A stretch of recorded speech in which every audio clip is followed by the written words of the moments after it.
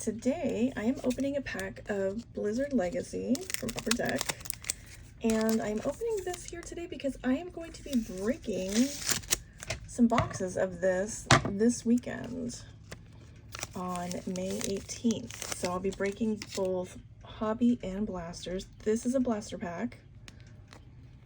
Got Tyrael. Okay, we got horizontal cards here. Medivh. Okay, so we're pulling Hearthstone so far. Valera. Oh, okay, so here is a red, which I think is the parallel.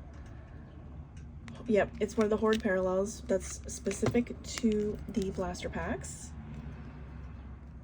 Alright, ooh, so Diablo's my favorite, so I'll be chasing the Diablo characters from this. It's an amazing Diablo. Oh, Illidan, Warcraft, beautiful cards, so come by the break, even if you just watch.